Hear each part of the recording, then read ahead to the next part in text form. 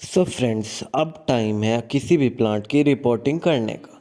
तो अब जैसे ही हमारे प्लांट्स डोरमेंसी से निकलेंगे तो हमारा सबसे पहला स्टेप है कि हम उनमें खाद पानी डालें और उन्हें नए साल के लिए प्रिपेयर करें, तैयार करें, ताकि वो पूरे साल हरे भरे रहें।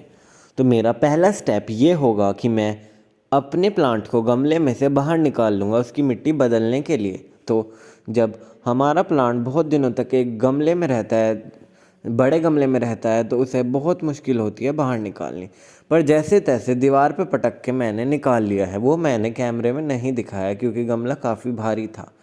तो मैंने अपने इस प्लांट की पन्नी भी नहीं निकाली थी जिस पैक में प्लांट आया था, जू के तू को मिट्टी में रख दिया था।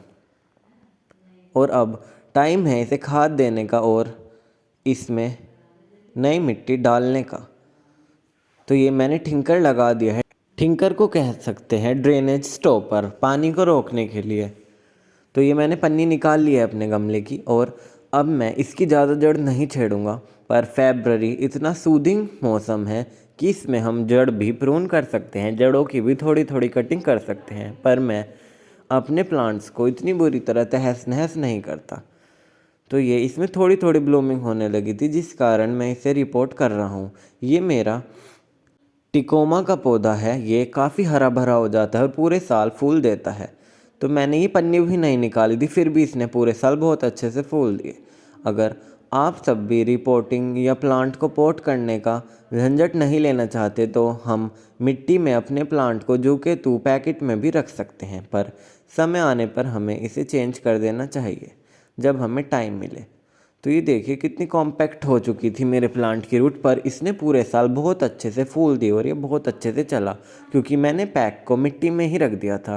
ये देखिए इसकी मिट्टी में कितनी रूट बड़ी हो रही हैं। तो ये मैंने प्रूनिंग कर दी है रूट्स की। मैं थोड़ी बहुत ही प्रून करूँगा। इसकी जो मदर सॉइल है जिसमें लग रहा है इसे ज़्यादा छेड़ाखानी नहीं करूँगा, बस थोड़ी थोड़ी निकालूंगा ऊपर से जिससे रूट्स को सांस आए। तो ये देखिए थोड़ी थोड़ी मैं निकाल दूँगा। तो अब मैं नीचे जो गमले का सबसे नीचे वाली लेवल होती है उसमें मैं रेतीली मिट्टी डालता हूँ जिससे मेरा रूटिंग सिस्टम बहुत अच्छा हो।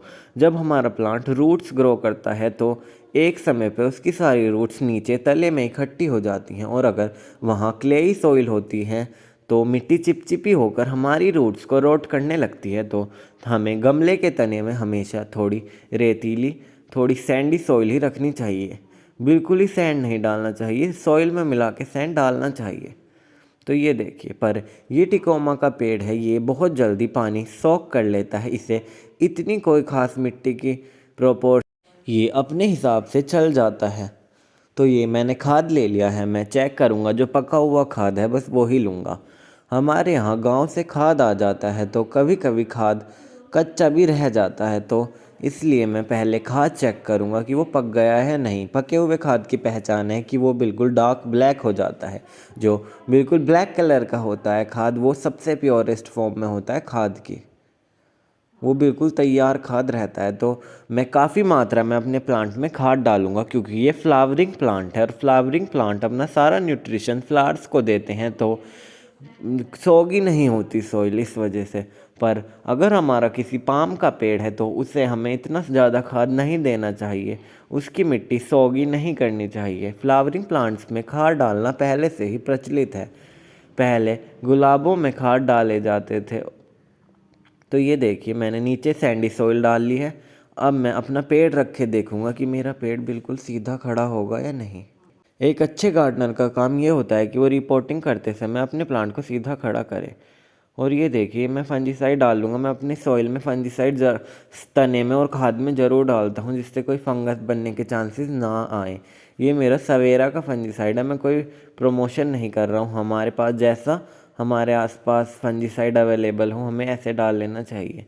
हल्दी भी अच्छे फंजीसाइड का काम करती है और फिटकरी का पानी भी पेड़ों में फंगस लगने से बचाता है। ये मैं बिल्कुल सीधा रख लूँगा अपना पेड़। थोड़ा बहुत तिरछा हो रहा होगा तो नीचे मिट्टी डाल दूँगा। और हमें अपने प्लांट हमेशा सीधे लगाने चाहिए, तिरछे प्लांट अच्छे नहीं लगते और उन्हें पानी डालने में भी प्रॉब्लम होती है।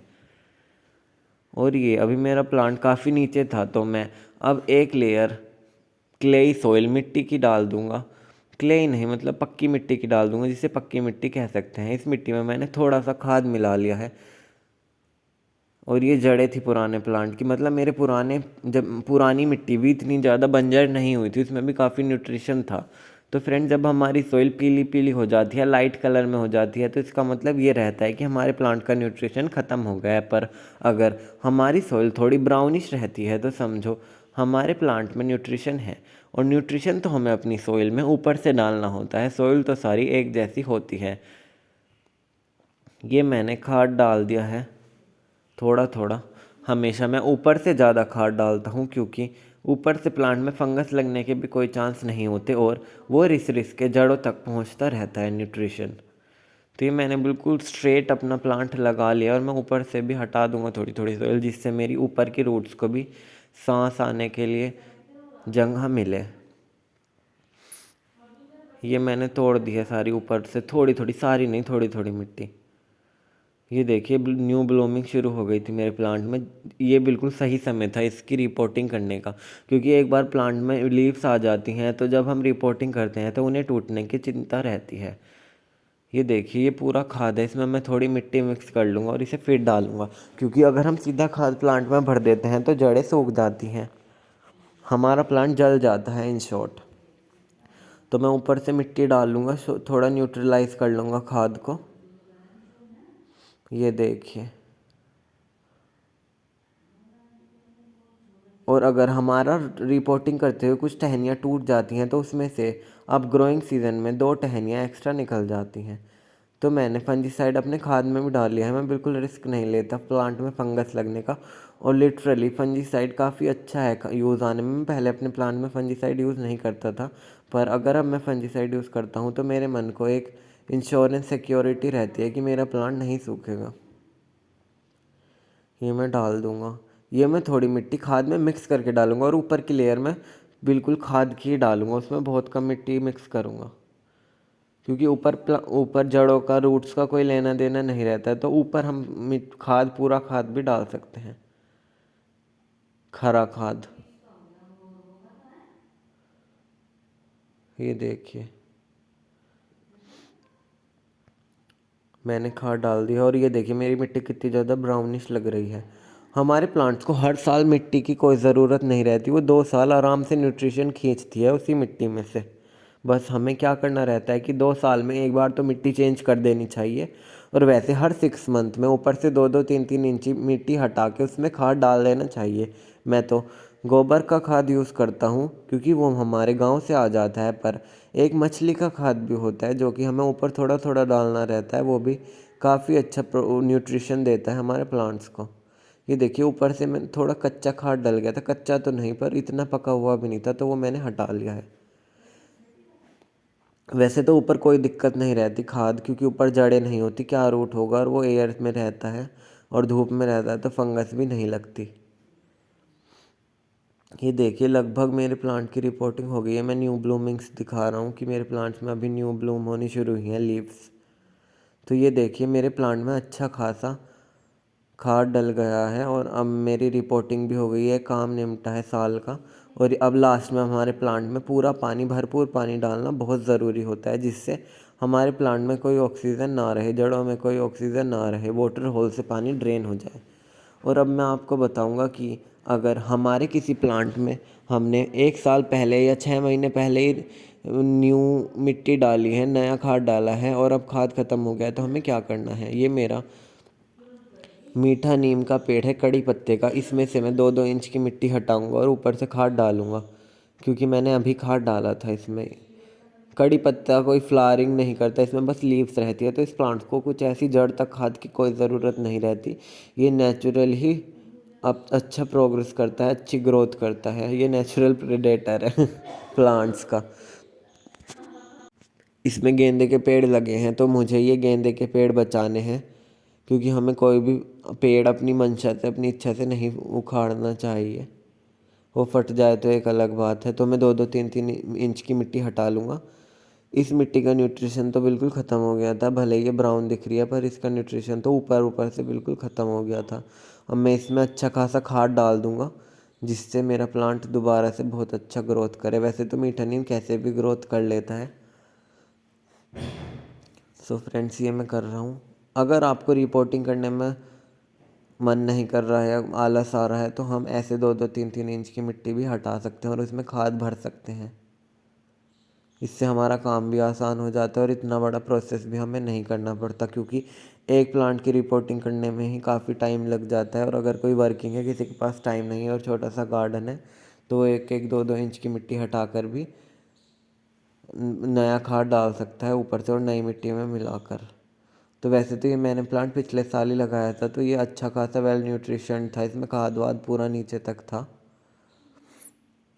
तो इसलिए मैं इसके बाद 2-2 3-3 इंच की मिट्टी हटाऊंगा। और जब ये बड़े पॉट हो जाते हैं, बड़े पॉट में मुश्किल रहता है कि हम पूरी मिट्टी निकालें, क्योंकि एक तो गमला टूटने की, पॉट टूटने की दिक्कत होती है, और दूसरा प्लांट को निकालने की, प्लांट टूटने की भी दिक्कत रहती है कि प्लांट की कोई बड़ी स्टैम्प टूट ना जाए। तो ये मैं गेंदे बचा मिट्टी हटा रहा हूँ। और फ्रेंड्स, ये जो ये वाले गेंदे होते हैं, ये पूरी गर्मियों खिलते हैं। ये काफ़ी अच्छे से धूप में खिलते हैं। और जितने भी हमारे पास कड़ी पत्ता वगैरह होते हैं, हमें उन डायरेक्ट सन में ही रखना चाहिए। ज़्यादा गर्मियों में तो थोड़ा इनडायरेक्ट कर लेना चाहिए, पर डायरेक्ट सन में ही रखना चाहिए। ये मैंने खाद में फंजीसाइड डाल लिया है।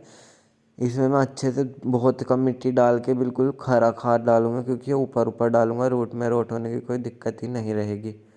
तो मैंने अपनी मिट्टी में भी फंजीसाइड डाल लिया है और अब ये खाद में डाल दूंगा इसमें। इस मौसम में तो रिपोर्टिंग करने में कोई दिक्कत नहीं रहती, पर बरसात में अगर हम खाद डालते हैं अपने प्लांट्स में, तो हमारे जो खाद होता है गोबर का, उसमें फंगस लगने की दिक्कत रहती है।